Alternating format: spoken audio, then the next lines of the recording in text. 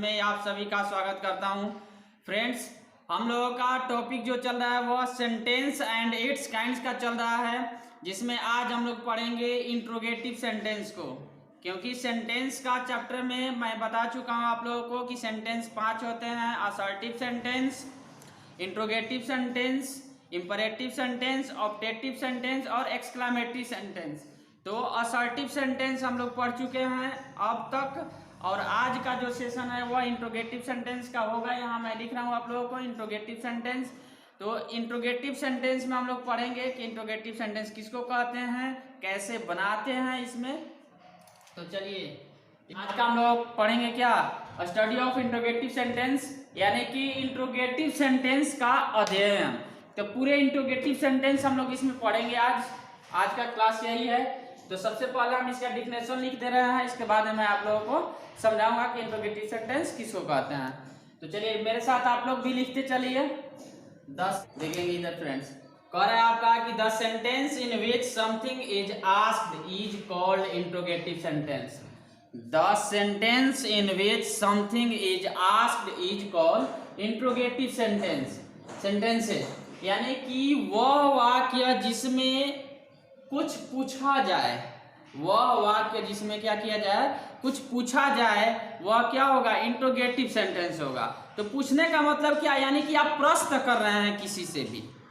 तो जब हम लोग वैसा वाक्य जिसमें प्रश्न पूछेंगे वह क्या कहलाएगा, इंट्रोगेटिव सेंटेंस। ठीक, और ये 2 होते हैं। इंट्रोगेटिव कितना होता है, 2 होता है। इंट्रोगेटिव ये कितने होते हैं, 2 होते हैं। कौन कौन, तो यस नो पहला होता है, यस या नो, यस या नो इंट्रोगेटिव।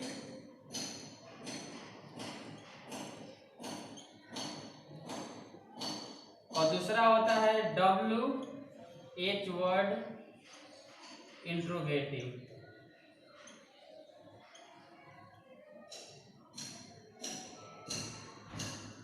और दूसरा क्या होता है, WH वर्ड इंट्रोगेटिव। पहला होता है कौन, यस नो इंट्रोगेटिव, और दूसरा WH वर्ड इंट्रोगेटिव। ठीक, यहाँ डिफिनेशन क्लियर हो आप लोग। इंट्रोगेटिव सेंटेंस किसको कहेंगे, the sentence in which something is asked is called interrogative sentence. There are 2 kinds of interrogative sentence. There are 2 kinds of interrogative sentence. First yes no interrogative और second WH word interrogative sentence. तो आप लोग लिख लीजिए इसको। इसके बाद में हम लोग सबसे पहला यस नो का अध्ययन करेंगे। कुछ कंसेप्ट यहाँ मैं बता रहा हूँ आप लोगों को। यहाँ यस या नो इंट्रोगेटिव का, यस मीन्स क्या होता है, हाँ, यस मीन्स हाँ, नो मीन्स नहीं।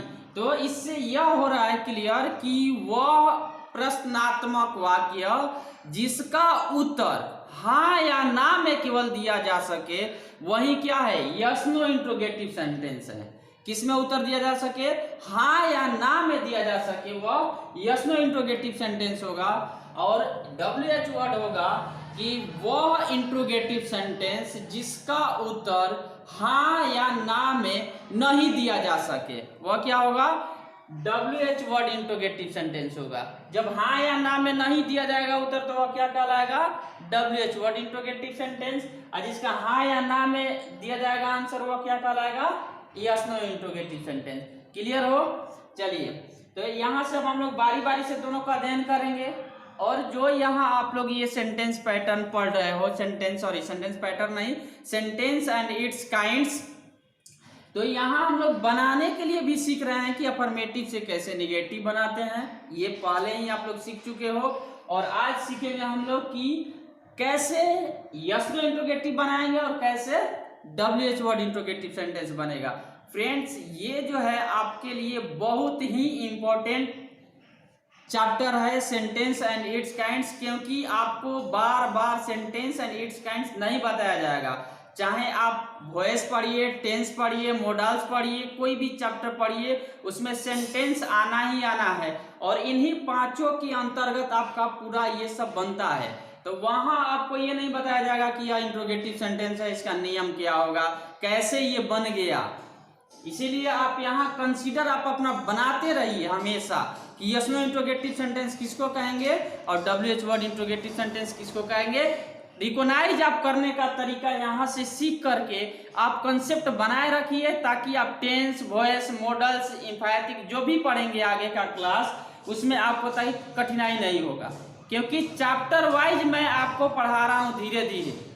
एक एक सीढ़ी हम लोग धीरे धीरे बढ़ रहे हैं, क्योंकि सीढ़ी जो है कैसे हम लोग चढ़ते हैं, पहले छोटा, इसके बाद थोड़ा उससे ऊपर, इसके बाद थोड़ा ऊपर, तो थोड़ा ऊपर करते करते हम लोग आगे बढ़ जाएंगे। तो ये हो गया आपका। चलिए आगे हम लोग पढ़ते हैं। सबसे पहले आप डालेंगे आप लोग टॉपिक क्या, स्टडी ऑफ यस या नो इंट्रोगेटिव सेंटेंस। क्या डालेंगे, स्टडी ऑफ यस या नो इंट्रोगेटिव सेंटेंस।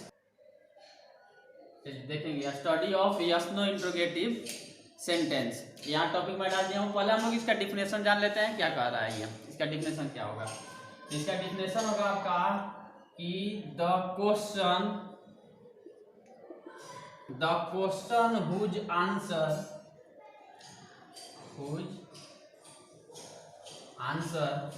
कैन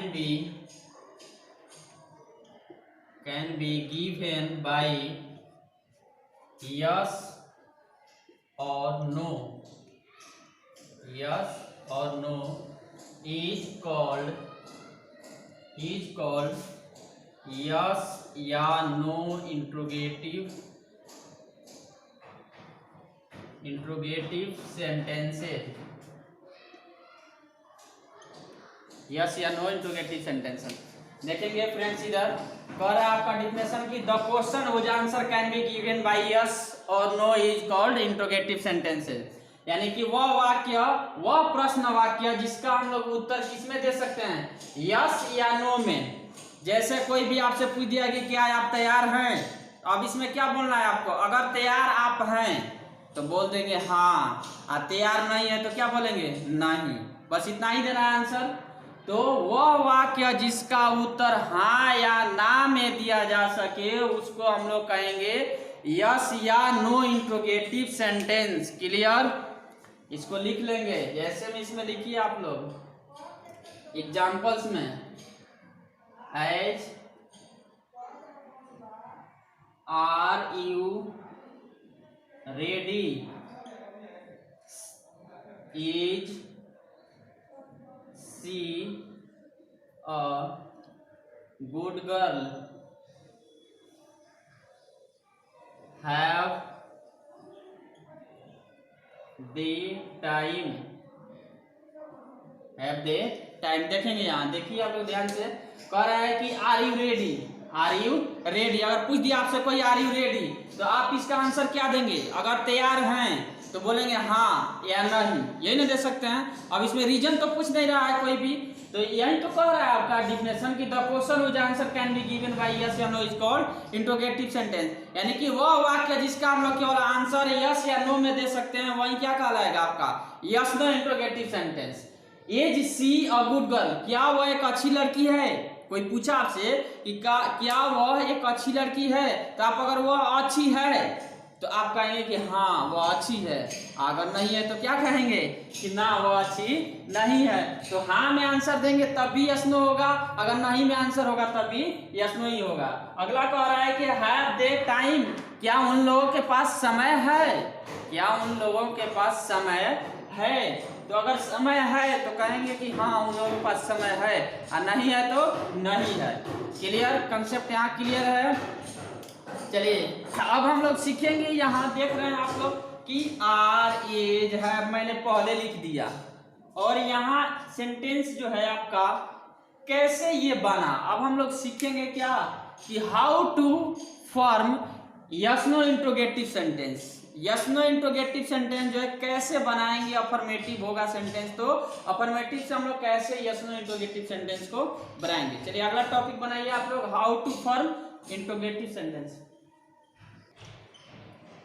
चलिए टॉपिक बना लिया आप लोग, हाउ टू फॉर्म यस या नो इंट्रोगेटिव सेंटेंस, यानी कि यस नो इंट्रोगेटिव सेंटेंस हम लोग कैसे बनाएंगे। यही देखिए, देखेंगे यहाँ कंसेप्ट नंबर 1 कह रहा है आपका, इसमें बनाने के लिए कंसेप्ट 2 है। पहला कंसेप्ट मैं लिख चुका हूँ। कह रहा है कंसेप्ट को आप जानिए, इसके बाद में इसी के आधार पर बनाते जाइए, बन जाएगा। Clear. The auxiliary verb of the sentence is kept in the beginning of the sentence, यानी कि वाक्य के सहायक क्रिया को क्या करें, शुरू में रख दें। वाक्य के सहायक क्रिया को क्या करें, वाक्य के शुरू में रख दें। एंड और question mark is put in the end of the sentence. And question mark क्या करें, सेंटेंस के अंत में लगा दें। देखिए अब मैं आप लोगों को इस पे सिखा रहा हूं, जैसे ही इज रेडी, एकदम जो आप लोग पढ़े हैं छोटा सेंटेंस लिया हूं, ये अफर्मेटिव में है। अब हम लोगों को चेंज करना है इंट्रोगेटिव में। कौन सा है, इंट्रोगेटिव में, यस नो इंट्रोगेटिव में, यस या नो में चेंज कर रहे हैं यहाँ। तो कह रहा है आपका कि the auxiliary verb of the sentence, तो सहायक क्रिया ऑक्सिलरी वर्ब क्या है सेंटेंस का, is. The auxiliary verb of the sentence, तो निकाल लिया ऑक्सिलरी वर्ब इज, ठीक। Is kept in the beginning of the sentence, वाक्य के शुरू में रख दें। तो वाक्य का शुरू क्या करेंगे, अब यहाँ इसको ला दिए, वाक्य को शुरू में रख दें, तो वाक्य के शुरू में रख दिए। फिर इसके बाद में कह रहा and question mark is put in the end of the sentence, और क्वेश्चन मार्क अंत में लगा दें, लगा दिए। अब बाकी जो बच गया ज्यों का त्यों उतार दें। तो यहाँ जो आया है उसको यहाँ रख देंगे, और इसके बाद में रेडी है तो रेडी को लिख देंगे। क्लियर हो, देखिए बन गया is he ready, is he ready, मिल गया क्लियर। एक और जैसे देख रहे हैं यहाँ, सी हैज टाइम, एक और देखा हम आप लोगों को, सी हैज टाइम लिखा। अब इसमें पा जानेंगे कि ऑक्सिलरी वर्ब कौन है, तो वाक्य के सहायक क्रिया यही है, वाक्य के सहायक क्रिया है। तो हैज को यहाँ क्या करेंगे, बाहर कर लेंगे, यस नो यहाँ लिख दे रहा हूँ, बना रहे हैं यस नो। तो हैज को बाहर कर लिए, इसके बाद में जैसे ही यहाँ रखते जाएंगे, हैज सी, तब क्या कर देंगे, टाइम, अंत में क्वेश्चन मार्क, क्योंकि आपका कह रहा है ऑक्सिलरी वर्ब बनाने के लिए पहला कंसेप्ट कि सहायक क्रिया को बाहर रख दे। यस नो बनाने के लिए सहायक क्रिया को क्या करें, पहले बाहर रख दे, और सेंटेंस जैसा का तैसा रख दे, जो कहते हैं जैसे दिया हुआ उसी तरीका से, कोई फेर बदल नहीं होगा, इधर उधर नहीं होगा, जैसा क्रम है उसी तरीका से रहेगा। अंत में क्वेश्चन मार्क लगा दें, आपका जो है यस नो इंट्रोगेटिव सेंटेंस बन के रेडी हो जाएगा। क्लियर हो कंसेप्ट ये। चलिए देखेंगे फ्रेंड्स, यहाँ कंसेप्ट नंबर 2 कह रहा है कि यदि यस या नो इंट्रोगेटिव सेंटेंस अगर निगेटिव होगा, यानी कि यस नो इंट्रोगेटिव जो है आपको अगर नकारात्मक हो जाएगा, तो वाक्य के सब्जेक्ट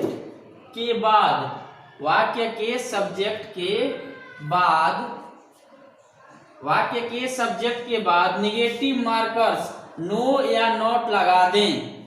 अगर yes no interrogative sentence negative दिया होगा तो क्या करेंगे, वाक्य के सब्जेक्ट के बाद, यानी यस नो इंट्रोगेटिव का जो सेंटेंस है उसके सब्जेक्ट के बाद क्या लगा देंगे, नो या नॉट लगा देंगे। तो आपका यस नो इंट्रोगेटिव निगेटिव बन जाएगा।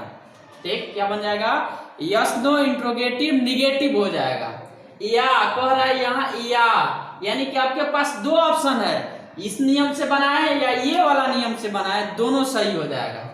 वाक्य के सहायक क्रिया प्लस नॉट, वाक्य के सहायक क्रिया प्लस नॉट को शॉर्ट फॉर्म में, यहाँ कंडीशन एक बन रहा है कि वाक्य के सहायक क्रिया और नॉट को किस में रखना है, शॉर्ट फॉर्म में रखना है। कहाँ, शॉर्ट फॉर्म में वाक्य के शुरू में रखें, वाक्य के शुरू में, यानी वाक्य का जो स्टार्टिंग पॉइंट है उसी में सहायक क्रिया और नॉट को दोनों को कंबाइन करके शॉर्ट फॉर्म में रख देंगे, तो भी आपका यस नो इंट्रोगेटिव निगेटिव बन जाएगा। जैसे देखिए यहाँ एज, यानी जैसे इज ही नॉट रेडी, आप लोग पढ़े हैं पिछले अभी जस्ट कि इज ही रेडी, अब उसको निगेटिव में आपको बोलना होगा, जैसे कि क्या वह तैयार है।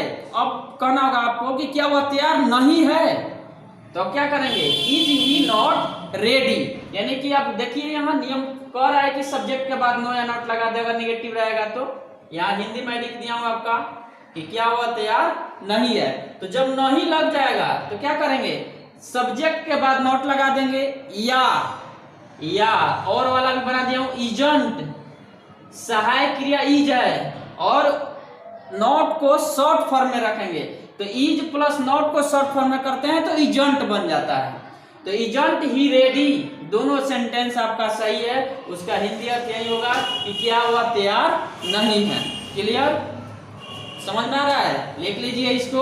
अब यहाँ एक कंसेप्ट आपको दे दे रहा हूं केवल इजंट, तो सहायक क्रिया प्लस नॉट को हम लोग अगर शॉर्ट फॉर्म में कर रहे हैं तो क्या परिवर्तन होगा इसमें, क्योंकि कुछ परिवर्तन होते हैं इसमें। तो ये जो परिवर्तन होगा हम लोग अगले वीडियो में पढ़ेंगे। अगले क्लास में मैं आपको ये दूंगा कंसेप्ट कि कैसे शॉर्ट फॉर्म में करेंगे, और शॉर्ट फॉर्म का क्लास जो होगा बहुत ही बेहतरीन होगा। तो अगला क्लास आप देखना नहीं भूलेंगे। अगर क्लास मेरा आपको अच्छा लग रहा है तो लाइक कीजिए, शेयर कीजिए और जमकर कमेंट कीजिए, पूरे कमेंट बॉक्स को भर दीजिए अगर आपको ये वीडियो समझ में आ रहा है तो। और जो स्टूडेंट मेरे चैनल पे नए हैं वह जल्द से जल्द सब्सक्राइब कर लें और जो बेल आइकन है उसको दबा लीजिए ताकि मेरे वीडियो का जितना भी नोटिफिकेशन है आप तक जल्द से जल्द पहुंच जाए और आप बेहतरीन से बेहतरीन इंग्लिश सीख सकें। Thank you very much.